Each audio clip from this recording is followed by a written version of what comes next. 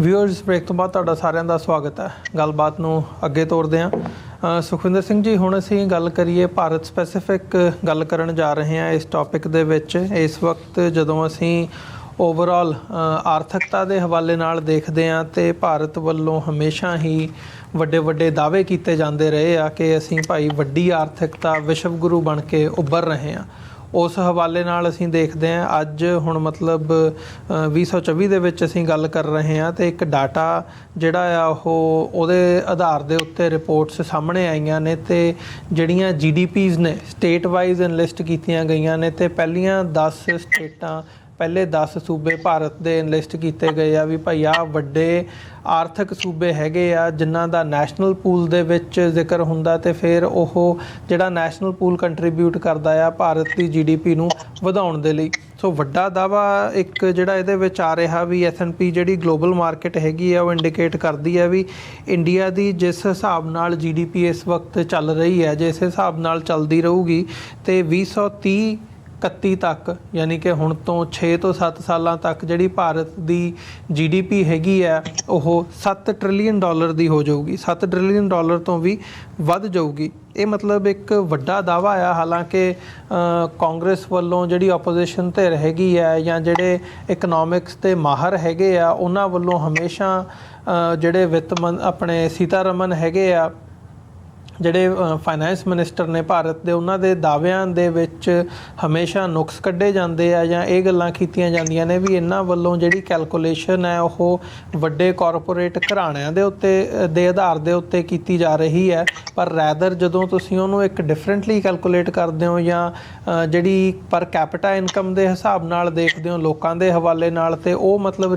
Ground reality ਇਹ ਹੈ ਕਿ ਲੋਕਾਂ ਨੂੰ 80 ਕਰੋੜ ਲੋਕਾਂ ਨੂੰ ਮੋਦੀ ਸਰਕਾਰ ਵੱਲੋਂ ਜਿਹੜਾ ਹੈ ਉਹ 5 ਕਿਲੋ ਅਨਾਜ ਹਰ ਮਹੀਨੇ ਦੇਣ ਦਾ ਕੀਤਾ ਹੋਇਆ। ਸੋ ਉਹ ਇੱਕ ਡਿਫਰੈਂਟ ਪਾਰਟ ਹੈਗਾ। ਸੋ ਇਹਨੂੰ ਦੋਵੇਂ ਪਰਸਪੈਕਟਿਵਸ ਤੋਂ ਦੇਖਣ ਦੀ ਲੋੜ ਹੈ। ਪਰ ਇਹ ਦਾਅਵਾ ਹੁਣ ਕੀਤਾ ਗਿਆ ਆ ਵੀ ਇਸ ਸਾਲ ਦੀ ਜਿਹੜੀ GDP ਰਹੀ ਹੈ ਉਹ 8.2 ਦੀ ਰਹੀ ਹੈ 2014 ਦੇ ਵਿੱਚ, ਅਤੇ ਇਸੇ ਹਿਸਾਬ ਨਾਲ ਚੱਲਦਿਆਂ $7 ਟ੍ਰਿਲੀਅਨ ਦੀ GDP ਭਾਰਤ ਦੀ ਜਿਹੜੀ ਹੈ ਉਹ ਆਉਣ ਦੇ 6 ਤੋਂ 7 ਸਾਲਾਂ ਦੇ ਵਿੱਚ ਸਾਨੂੰ ਦੇਖਣ ਨੂੰ ਮਿਲੂਗੀ। ਇਹ ਇੱਕ ਵੱਡਾ ਦਾਅਵਾ ਆ। ਅਤੇ ਜਿਹੜੀਆਂ ਸਟੇਟਾਂ ਇਹਦੇ ਵਿੱਚ ਇਹਨਾਂ ਨੇ ਲਿਸਟ ਕੀਤੀਆਂ ਨੇ ਕਿ ਜਿਹੜੀਆਂ ਭਾਰਤ ਦੀ ਨੈਸ਼ਨਲ ਇਕੋਨਮੀ ਨੂੰ ਕੰਟਰੀਬਿਊਟ ਕਰਦੀਆਂ ਨੇ, ਉਹਦੇ ਵਿੱਚ ਮਤਲਬ ਉਹ ਲਿਸਟ ਦੇਖਦਿਆਂ ਮੈਂ ਸਮਝਿਆ ਵੀ ਉਹਦੇ ਵਿੱਚ ਹੁਣ ਪੰਜਾਬ ਦਾ ਨਾਂ ਨਹੀਂ ਹੈਗਾ। ਪੰਜਾਬ ਪਹਿਲੇ 10 ਸੂਬਿਆਂ ਦੇ ਵਿੱਚ ਨਹੀਂ ਆਉਂਦਾ, ਜਿਹਨੂੰ ਅਸੀਂ ਕਦੇ ਸੋਨੇ ਦੀ ਚਿੜੀ ਕਹਿੰਦੇ ਸੀ ਜਾਂ ਇਸ ਕਿਸਮ ਦਾ ਈਵਨ 70ਵੇਂ 80ਵੇਂ ਦੇ ਵਿੱਚ ਉਹ ਹੁੰਦਾ ਸੀ ਵੀ ਇਹ ਬ੍ਰੈਡ ਬਾਸਕਟ ਹੈ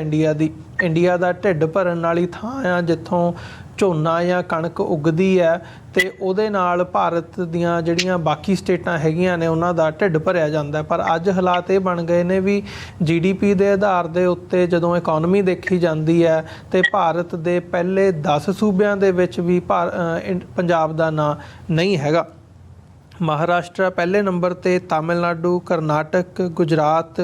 UP, ਬੰਗਾਲ, ਰਾਜਸਥਾਨ, ਤੇਲੰਗਾਨਾ, ਆਂਧਰਾ ਪ੍ਰਦੇਸ਼ ਅਤੇ ਮੱਧ ਪ੍ਰਦੇਸ਼, ਇਹ 10 ਸੂਬੇ ਜਿਹੜੇ ਹੈਗੇ ਆ ਇਹਨਾਂ ਦੀ ਲਿਸਟ ਸਾਡੇ ਸਾਹਮਣੇ ਜਿਹੜੀ ਰਿਪੋਰਟਿੰਗ ਦੇ ਵਿੱਚ ਮੀਡੀਆ ਦੇ ਵਿੱਚ ਖਬਰਾਂ ਛਾਇਆ ਹੋਈਆਂ ਨੇ ਉਹਨਾਂ ਦੇ ਵਿੱਚ ਸਾਹਮਣੇ ਆਉਂਦੀ ਹੈ। ਸੋ ਮੈਂ ਚਾਹੂੰਗਾ ਥੋੜ੍ਹਾ ਜਿਹਾ ਓਵਰਆਲ GDP ਦੇ ਹਵਾਲੇ ਨਾਲ ਵੀ ਅਤੇ ਨਾਲ ਹੀ ਨਾਲ ਪੰਜਾਬ ਸਪੈਸੀਫਿਕ ਜਿਹੜੀ ਆਰਥਿਕ ਹਾਲਾਤ ਹੈਗੇ ਆ ਇਸ ਵਕਤ ਅਸੀਂ ਹਮੇਸ਼ਾ ਪੰਜਾਬ ਸਿਰ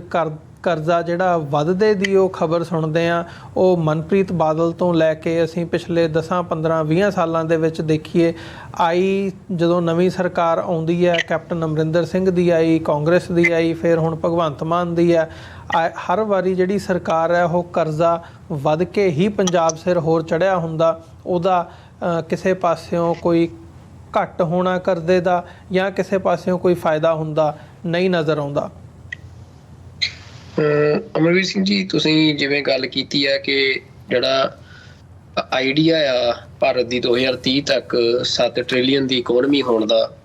GDP ਜਿਹੜੀ ਆ ਜੀ, ਤਾਂ ਉਹਦੇ ਬਾਰੇ ਤਾਂ ਜਿਹੜਾ ਲਗਾਤਾਰ ਅਸੀਂ ਸ਼ਾਇਦ ਇੱਕ ਵਾਰ ਪਹਿਲਾਂ ਵੀ ਇੱਕ ਪ੍ਰੋਗਰਾਮ 'ਚ ਗੱਲ ਕੀਤੀ ਸੀ ਵੀ ਇਹ ਗੱਲ ਸਪਸ਼ਟ ਆ ਵੀ ਭਾਰਤ ਉਹਨਾਂ ਮੁਲਕਾਂ 'ਚ ਆਉਂਦਾ ਜਿੱਥੇ ਸਭ ਤੋਂ ਵੱਧ ਜਿਹੜਾ ਪਾੜਾ ਆ ਵੈਲਥ ਡਿਸਟਰੀਬਿਊਸ਼ਨ ਦੇ ਵਿੱਚ ਜੀ, ਕਿ ਮਤਲਬ ਕਿਉਂਕਿ ਭਾਰਤ ਇਸ ਸਮੇਂ ਚਾਈਨਾ ਨੂੰ ਲਗਭਗ ਮੈਨੂੰ ਲੱਗਦਾ ਵੀ ਅਫੀਸ਼ੀਅਲੀ ਸਰਪਾਸ ਕਰ ਚੁੱਕਿਆ ਆ ਆਬਾਦੀ ਦੇ ਮਾਮਲੇ 'ਚ। ਬਿਲਕੁਲ ਬਿਲਕੁਲ। ਬੜੇ ਛੋਟੇ ਖਿੱਤੇ ਦੇ ਵਿੱਚ ਬਹੁਤ ਜ਼ਿਆਦਾ ਦੁਨੀਆ ਦੀ ਸਭ ਤੋਂ ਵੱਡੀ ਆਬਾਦੀ ਲਈ ਬੈਠਾ ਹੈ ਤੇ ਖਾਸ ਤੌਰ ਤੇ ਜਿਹੜੇ ਇਸ ਆਬਾਦੀ ਦੇ ਵਾਧੇ ਦੇ ਸਭ ਤੋਂ ਬੜੇ ਕਾਰਕ ਆ ਜਿਹੜੇ ਉਹ ਹੈਗੇ ਆ ਜਿਹੜੇ ਹਿੰਦੀ ਭਾਸ਼ੀ ਖੇਤਰ ਨੇ, ਜਿਹਨੂੰ ਕਾਓ ਬੈਲਟ ਕਹਿੰਦੇ ਆ ਜੀ, ਤੇ ਉਹਨਾਂ ਦੇ ਵਿੱਚ ਅਨਪੜ੍ਹਤਾ ਵੀ ਸਭ ਤੋਂ ਵੱਧ ਆ ਤੇ ਉਹ ਮਤਲਬ ਉਹਦੇ 'ਚ ਜਿਹੜਾ GDP ਦਾ ਸਟੇਟਸ ਆ ਉਹ ਇਹੀ ਆ ਵੀ ਜਿੱਥੇ ਅੰਬਾਨੀ ਅਡਾਨੀ ਵਰਗੇ ਜਾਂ ਟਾਟਾ ਇਹੋ ਜਿਹੇ ਟਾਟਾ ਬਿਰਲਾ ਬਹੁਤ ਕੁਛ ਵੱਡੇ ਪਰਿਵਾਰ ਭਾਰਤ ਦੇ ਵਿੱਚ ਹੈਗੇ ਆ ਜਿਨ੍ਹਾਂ ਦੇ ਕੋਲ ਇੱਕ ਪਾਸੇ ਬਹੁਤ ਵੱਡਾ ਸਰਮਾਇਆ ਤੇ ਉਹ ਤੋਂ ਬਾਅਦ ਇੱਕ ਹੋਰ ਵੱਡਾ ਹਿੱਸਾ ਜਿਹੜਾ ਪੋਲੀਟੀਕਲ ਕਰਪਸ਼ਨ ਦੇ ਚੱਲਦਿਆਂ ਬਣ ਚੁੱਕਿਆ, ਜਿਹਦੇ ਕੋਲ ਇੱਕ ਵੱਡਾ ਸਰਮਾਏ ਦਾ ਇੱਕ ਵੱਡਾ ਹਿੱਸਾ ਆ ਜੀ। ਪਰ ਜਿਹੜੀ ਬਹੁਤੀ ਆਬਾਦੀ ਆ ਭਾਰਤ ਦੀ ਉਹ ਹਜੇ ਵੀ ਉੱਥੇ ਹੀ ਖੜੀ ਆ ਵੀ ਨਹਾਉਣ ਲਈ ਬਾਥਰੂਮ ਨਹੀਂ, ਪਖਾਨਾ ਜਾਣ ਲਈ ਕੋਈ ਥਾਂ ਨਹੀਂ ਤੇ ਪੀਣ ਲਈ ਸਾਫ਼ ਪਾਣੀ ਨਹੀਂ। ਤੇ ਜਿਹਦੇ ਚੱਲਦਿਆਂ ਫਿਰ ਸਰਕਾਰ ਜਿਹੜੀਆਂ ਆਹ ਆਟਾ ਦੇਣ ਦੀਆਂ ਨੀਤੀਆਂ ਜਾਂ ਇਹੋ ਜਿਹੀਆਂ ਨੀਤੀਆਂ ਜਿਹੜੀ ਕੇਂਦਰ ਸਰਕਾਰ ਆ ਉਹ ਲਿਆਉਂਦੀ ਰਹਿੰਦੀ ਆ ਕਿ ਲੋਕਾਂ ਨੂੰ ਘੱਟੋ ਘੱਟ ਚੱਲ ਜਿਹੋ ਜਿਹਾ ਮਰਜ਼ੀ ਆ ਵੀ ਅੰਨ 4 ਦਾਣੇ ਅੰਨ ਦੇ ਮਿਲਦੇ ਰਹਿਣ ਜੀ। ਤੇ ਜਿਹੜਾ ਹੁਣ ਦੂਜੇ ਪਾਸੇ ਅਸੀਂ ਗੱਲ ਕਰੀਏ ਪਰ ਕੈਪੀਟਾ ਇਨਕਮ ਦੇ ਹਿਸਾਬ ਨਾਲ, ਤਾਂ ਪਰ ਕੈਪੀਟਾ ਇਨਕਮ ਦੇ ਹਿਸਾਬ ਨਾਲ ਜਿਹੜੀ ਅਮਰਵੀਰ ਸਿੰਘ ਜੀ ਤੁਸੀਂ ਗੱਲ ਕੀਤੀ ਆ ਵੀ ਭਾਰਤ ਪੰਜਾਬ ਜਿਹੜਾ ਅੰਗਰੇਜ਼ ਜਿਹੜਾ ਮਤਲਬ ਹੈਗਾ ਸੀ ਉਹ ਬ੍ਰਿਟਿਸ਼ ਐਡਮਿਨਿਸਟਰਡ ਇੰਡੀਆ ਸੀ, ਜਿਹੜਾ ਉਹ ਸਾਰਾ ਖਿੱਤਾ ਸੀ, ਉਹਦੇ 'ਚ ਪੰਜਾਬ ਮੋਹਰੀ ਸੂਬਿਆਂ 'ਚੋਂ ਇੱਕ ਸੀ ਆਰਥਿਕ ਪੱਖ ਤੋਂ। ਪਰ ਅੱਜ ਦੇ ਸਮੇਂ 'ਚ ਪੰਜਾਬ ਜਿਹੜਾ ਆ ਉਹ ਪੰਜਾਬ 'ਚੋਂ ਨਿਕਲਿਆ ਹਰਿਆਣਾ ਪੰਜਾਬ ਤੋਂ ਬਹੁਤ ਗਾਂਹ ਲੰਘ ਚੁੱਕਿਆ ਹੈ ਜੇ ਪਰ ਕੈਪੀਟਾ ਇਨਕਮ ਦੀ ਗੱਲ ਕਰੀਏ, ਜਿਹੜੀ ਹੁਣ 2023-24 ਦੀ ਰਿਪੋਰਟ ਆ ਜੀ। ਮੈਂ ਇਹਦਾ ਜ਼ਿਕਰ ਕਰਨਾ ਚਾਹੁੰਦਾ ਕਿ ਇੱਕ ਇੰਡੀਅਨ ਐਕਸਪ੍ਰੈਸ ਦੀ ਇਹ ਖਬਰ ਆ ਜਿਹਦਾ ਟਾਈਟਲ ਆ ਵੰਸ ਲੈਗਾਰਡ ਹਰਿਆਣਾ ਆਊਟਸਟ੍ਰਿਪਸ ਪੰਜਾਬ ਇਨ GDP ਸ਼ੇਅਰ ਪਰ ਕੈਪੀਟਾ ਇਨਕਮ ਗਰੋਥ। ਇਹ ਭਾਰਤ ਦਾ ਜਿਹੜਾ ਰਿਸਰਚ ਪੇਪਰ ਆ ਇੰਡੀਅਨ ਗਵਰਨਮੈਂਟ ਦਾ, ਉਹਦੇ ਬੇਸਿਸ ਤੇ ਇਹ ਐਨਾਲਿਸਿਸ ਆ ਜਿਹਦੇ 'ਚ ਉਹਨਾਂ ਨੇ ਸਪਸ਼ਟ ਕੀਤਾ ਕਿ ਬਹੁਤ ਸਾਰੇ ਅੰਕੜੇ ਆ। ਹੁਣ ਅਸੀਂ ਉਹਨਾਂ ਸਾਰੇ ਅੰਕੜਿਆਂ ਵੱਲ ਨਹੀਂ ਜਾਂਦੇ, ਪਰ ਇਸ ਰਿਪੋਰਟ ਦੇ ਵਿੱਚ ਇਹ ਸਪਸ਼ਟ ਕੀਤਾ ਕਿ ਕਿਵੇਂ 2023-24 ਤੱਕ ਆਉਂਦਿਆਂ ਜਿਹੜੀ ਪੰਜਾਬ ਦੀ ਪਰ ਕੈਪੀਟਾ ਇਨਕਮ ਆ ਉਹ ਇਸ ਸਮੇਂ ਆਪਣੇ ਇਤਿਹਾਸ ਮਤਲਬ ਬਾਕੀਆਂ ਦੀ ਤਾਂ ਤੁਸੀਂ ਦੇਖੋ ਵੀ ਵਧੀ ਆ। ਮਤਲਬ ਪਰ ਕੈਪੀਟਾ ਇਨਕਮ ਅਸੀਂ ਕਹਿੰਦੇ ਆ ਵੀ 1960 ਤੋਂ ਬਾਅਦ ਗੱਲ ਕਰਨੀ ਹੋਵੇ ਤਾਂ ਅੱਜ ਦੇ ਸਮੇਂ 'ਚ ਜਿੱਥੇ ਮਹਿੰਗਾਈ ਵਧੀ ਆ ਉੱਥੇ ਜਿਹੜੀ ਸੂਬਿਆਂ ਦੀ ਆਮਦਨ ਵੀ ਵਧੀਆ, ਪਰ ਕੈਪੀਟਾ ਇਨਕਮ ਵੀ ਵਧੀਆ। ਤੇ ਪਰ ਜਦੋਂ ਨੈਸ਼ਨਲ ਐਵਰੇਜ ਆ ਜਿਹੜੀ ਮਤਲਬ ਉਹਦੇ ਨਾਲ ਇਹਨਾਂ ਨੇ ਰਿਲੇਟਿਵ ਪਰ ਕੈਪੀਟਾ ਇਨਕਮ ਕੱਢੀ ਆ ਵੀ ਭਾਰਤ ਜਿਵੇਂ ਗਰੋਥ ਹੋ ਰਹੀ ਆ, ਉਸ ਗਰੋਥ ਦੇ ਵਿੱਚ ਜਿਹੜੀ ਨੈਸ਼ਨਲ ਐਵਰੇਜ ਆ ਉਹਦੇ ਨਾਲ ਜੇ ਤੁਸੀਂ ਰਿਲੇਟਿਵ ਪਰ ਕੈਪੀਟਾ ਇਨਕਮ ਕੱਢਦੇ ਹੋ ਤਾਂ ਪੰਜਾਬ ਦੀ ਜਿਹੜੀ ਪਰ ਕੈਪੀਟਾ ਇਨਕਮ ਆ ਉਹ ਮੈਂ ਤੁਹਾਨੂੰ ਦੱਸਦਾ, ਉਹ ਕਹਿੰਦੇ ਵੀ Punjab per capita income peaked at 169% of the national average in 1970-71 and has since declined to 106.7% of the national average in 2023-24, even lower than the 119.6% in 1960-61। ਮਤਲਬ 1960-61 ਦੇ ਵਿੱਚ ਕਹਿੰਦੇ ਵੀ ਜਿਹੜੀ ਪੰਜਾਬ ਦੀ ਪਰ ਕੈਪੀਟਾ ਇਨਕਮ ਸੀ ਨੈਸ਼ਨਲ ਐਵਰੇਜ ਦੇ ਰਿਲੇਟਿਵ ਉਹ 119.6% ਸੀ ਜੀ। ਮਤਲਬ ਉਹਦੇ ਨਾਲੋਂ ਵੀ ਜਿਹੜੀ ਹੁਣ 1960-61 ਦੇ ਵਿੱਚ 119.6% ਸੀ, ਉਹਦੇ ਨਾਲ ਵੀ ਜਿਹੜੀ 2023-24 ਦੇ ਵਿੱਚ ਆ ਉਹ ਘਟ ਕੇ 106.7% ਰਹਿ ਚੁੱਕੀ ਆ। ਮਤਲਬ ਇਹ ਜਿਹੜਾ ਮੈਂ ਸਿਰਫ ਇੱਕ ਡਾਟਾ ਨੂੰ ਫੜ ਰਿਹਾ, ਜਿਹੜਾ ਇਹ ਡਾਟਾ ਹੈ ਕੀ ਸ਼ੋਅ ਕਰਦਾ ਹੈ, ਇਹ ਡਾਟਾ ਅਮਰਵੀਰ ਸਿੰਘ ਜੀ ਸ਼ੋਅ ਕਰ ਰਿਹਾ ਵੀ ਭਾਰਤ ਦੇ ਜਿੰਨੀ ਕੁ ਭਾਰਤ ਦੀ ਤਰੱਕੀ ਹੋ ਰਹੀ ਆ, ਭਾਰਤ ਦੇ ਵਿੱਚ ਜਿੰਨੀ ਕੁ ਹੋਰ ਸੂਬਿਆਂ ਦੀ ਤਰੱਕੀ ਹੋ ਰਹੀ ਆ, ਹੋਰ ਸੂਬਿਆਂ ਦੇ ਲੋਕਾਂ ਦੀ ਤਰੱਕੀ ਹੋ ਰਹੀ ਆ ਜੀ, ਉਹਦੇ ਰਿਲੇਟਿਵਲੀ ਜੇ ਉਹਦੇ ਨਾਲ ਤੁਸੀਂ ਰਿਲੇਟ ਕਰੋ ਉਹਦੇ ਮੁਕਾਬਲੇ ਪੰਜਾਬ ਦੇ ਵਿੱਚ ਜਿਹੜੀ ਤਰੱਕੀ ਆ ਉਹ ਤਰੱਕੀ ਨਹੀਂ ਹੋ ਰਹੀ, ਬਲਕਿ ਪੰਜਾਬ ਦੀ ਆਰਥਿਕਤਾ ਡਿਕਲਾਈਨ ਹੋ ਰਹੀ ਆ ਜੀ, ਉਹ ਥੱਲੇ ਨੂੰ ਜਾ ਰਹੀ ਆ। ਬਾਕੀ ਦੁਨੀਆ ਦੇ ਵਿੱਚ ਭਾਰਤ ਕਹਿ ਰਹੇ ਸਾਡੀ GDP ਵੱਧ ਰਹੀ ਹੈ, ਅਸੀਂ ਦੇਖ ਵੀ ਰਹੇ ਹਾਂ ਭਾਰਤ ਦੇ ਵਿੱਚ ਪੈਸਾ ਲੋਕਾਂ ਕੋਲ ਆ ਵੀ ਰਿਹਾ ਹੈ, ਕਈ ਸੂਬੇ ਅਮੀਰ ਵੀ ਹੋ ਰਹੇ ਨੇ ਜਿਵੇਂ ਗੁਜਰਾਤ ਆ ਜਾਂ ਹੋਰ ਆ, ਪਰ ਪੰਜਾਬ ਦੇ ਵਿੱਚ ਇੰਡੀਅਨ ਸਟੇਟ ਨੇ ਲਗਾਤਾਰ ਇਹੋ ਜਿਹੀ ਪਾਲਿਸੀ ਲਿਆਂਦੀ ਵੀ ਅੱਜ ਪੰਜਾਬ ਦੇ ਲੋਕ ਜਿਹੜੇ ਆ ਉਹਨਾਂ ਨੂੰ ਤੁਸੀਂ ਕਹਿ ਸਕਦੇ ਹੋ ਵੀ ਪੈਸੇ ਪੱਖੋਂ ਆਰਥਿਕ ਪੱਖੋਂ ਇੰਨਾ ਕੁ ਨਿਚੋੜ ਕੇ ਰੱਖਤਾ ਆ ਜੀ ਵੀ ਇਸੇ ਕਰਕੇ ਪੰਜਾਬ ਦੇ ਵਿੱਚੋਂ ਵੱਡੇ ਪੱਧਰ ਤੇ ਪ੍ਰਵਾਸ ਹੋ ਰਿਹਾ, ਲੋਕ ਆਪਣੀਆਂ ਜ਼ਮੀਨਾਂ ਵੇਚ ਕੇ ਆਪਣੇ ਨਿਆਣਿਆਂ ਨੂੰ ਇਹਨਾਂ ਮੁਲਕਾਂ 'ਚ ਭੇਜ ਰਹੇ ਆ ਚਾਹੇ ਕੈਨੇਡਾ, ਆਸਟ੍ਰੇਲੀਆ, ਅਮਰੀਕਾ ਹੋਵੇ, ਵੀ ਮਤਲਬ ਉੱਥੇ ਕੋਈ ਤੁਹਾਡੇ ਕੋਲ ਰੁਜ਼ਗਾਰ ਦਾ, ਕੋਈ ਤਰੱਕੀ ਕਰਨ ਦਾ ਕੋਈ ਵਸੀਲਾ ਸਾਧਨ ਹੀ ਨਹੀਂ ਛੱਡਿਆ। ਤੇ ਨਾਲ ਇਹਦੇ ਉੱਤੇ ਜਿਹੜਾ ਪੋਲੀਟੀਕਲ ਇਨਸਟੇਬਿਲਿਟੀ ਆ, ਜਿਹੜਾ ਇੱਕ ਡਰ ਆ ਸਟੇਟ ਦਾ, ਪੁਲਿਸ ਦਾ ਡਰ ਆ, ਜਿਹੜੀ ਦਹਿਸ਼ਤ ਆ, ਵੀ ਉਹ ਹੋਰ ਜ਼ਿਆਦਾ ਰੋਲ ਪਲੇ ਕਰਦੇ ਆ ਇਹ ਫੈਕਟਰਸ ਜਿਹੜੇ ਆ, ਵੀ ਜਿੱਥੇ ਲੋਕ ਜਿਹੜੇ ਆ ਉਹਨਾਂ ਦੇ ਅੰਦਰ ਤੁਸੀਂ ਕਹਿ ਸਕਦੇ ਹੋ ਵੀ ਇੰਨੀ ਕੁ ਇਨਸਟੇਬਿਲਿਟੀ ਆ ਵੀ ਉੱਥੇ ਕੋਈ ਵੀ ਪਰਿਵਾਰ ਆਪਣੇ ਨਿਆਣਿਆਂ ਨੂੰ ਇਸ ਸਮੇਂ ਪੰਜਾਬ 'ਚ ਨਹੀਂ ਰੱਖਣਾ ਚਾਹੁੰਦਾ, ਵੀ ਉਹ ਪੰਜਾਬ ਤੋਂ ਬਾਹਰ ਆਪਣੇ ਨਿਆਣਿਆਂ ਨੂੰ ਭੇਜਣਾ ਚਾਹੁੰਦੇ ਆ। ਉਹਦੇ ਪਿੱਛੇ ਹੁਣ ਅਮਰਵੀਰ ਸਿੰਘ ਜੀ ਬਹੁਤ ਜ਼ਿਆਦਾ ਕਾਰਨ ਆ, ਇਹਦੇ ਤੇ ਇੱਕ ਪੂਰੀ ਡਿਟੇਲਡ ਸਟੋਰੀ ਹੋ ਸਕਦੀ ਆ, ਪਰ ਮੈਂ ਆਪਣੇ ਸੈਗਮੈਂਟ ਨੂੰ ਇੱਕ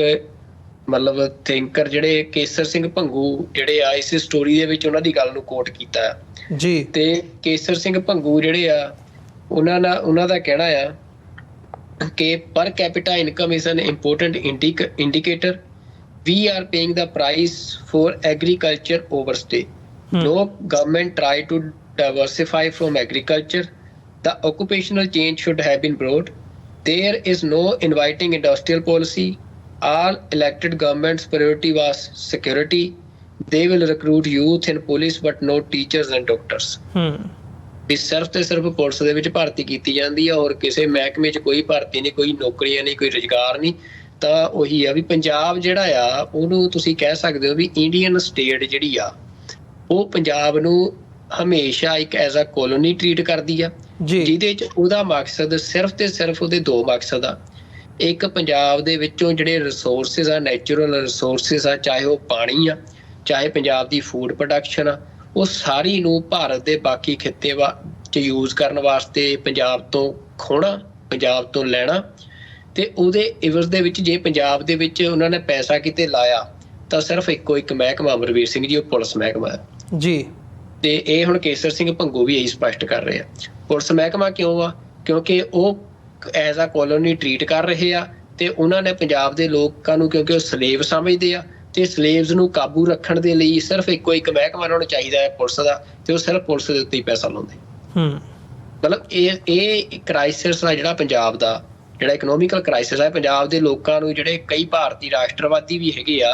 ਉਹਨਾਂ ਨੂੰ ਇਸ ਗੱਲ ਨੂੰ ਸਮਝਣਾ ਚਾਹੀਦਾ ਵੀ ਜਿਹੜੀ ਪੰਜਾਬ ਦੀ ਪ੍ਰੋਬਲਮ ਆ ਉਹਦਾ ਬੇਸਿਕ, ਉਹਦਾ ਮੂਲ ਕਾਰਨ ਸਿਰਫ ਇੱਕੋ ਇੱਕ ਆ ਕਿ ਜਿਹੜਾ ਇੰਡੀਆ ਆ ਉਹ ਪੰਜਾਬ ਨੂੰ ਆਪਣਾ ਪਾਰਟ ਕਦੇ ਉਹਨੇ ਮੰਨਿਆ ਹੀ ਨਹੀਂ। ਉਹ ਪੰਜਾਬ ਨੂੰ ਮੁੱਢ ਤੋਂ ਇੱਕ ਐਜ਼ ਅ ਕੋਲੋਨੀ ਟਰੀਟ ਕਰਦਾ ਆ, ਜਿਹਦੇ 'ਚ ਉਹਦੇ ਦੋਨੇ ਮਕਸਦ ਆ ਕਿ ਉਹ ਪੰਜਾਬ ਦੇ ਲੋਕ ਸਲੇਵ ਆ ਉਹਦੇ, ਤੇ ਉਹਨਾਂ ਸਲੇਵਸ ਨੂੰ ਕਾਬੂ ਰੱਖਣ ਲਈ ਉਹਨਾਂ ਤਕੜੀ ਪੁਲਿਸ ਉੱਥੇ ਰੱਖਣੀ ਆ, ਤੇ ਨਾਲ ਜਿਹੜੇ ਪੰਜਾਬ ਦੇ ਰਿਸੋਰਸਿਸ ਆ ਉਹ ਲੁੱਟਣੇ ਆ, ਤੇ ਉਸੇ ਲੁੱਟ ਦੇ ਵਿੱਚੋਂ ਉਹਨਾਂ ਰਿਸੋਰਸਿਸ ਦੇ ਪੈਸੇ 'ਚੋਂ ਇੱਕ ਹਿੱਸਾ ਸਿਰਫ ਤੇ ਪੁਲਿਸ ਦੇ ਰਾਹੀਂ ਉਹ ਪੰਜਾਬ ਦੇ ਵਿੱਚ ਭੇਜਦਾ, ਬਾਕੀ ਕੁਛ ਪੰਜਾਬ ਨੂੰ ਨਹੀਂ ਦਿੱਤਾ ਜਾਂਦਾ, ਤੇ ਪੰਜਾਬ ਲਗਾਤਾਰ ਕਰਜ਼ਈ ਹੋ ਰਿਹਾ। ਕੇਸਰ ਸਿੰਘ ਭੰਗੂ ਡਿਮਾਂਡ ਕਰਦਾ ਵੀ ਜਿਹੜਾ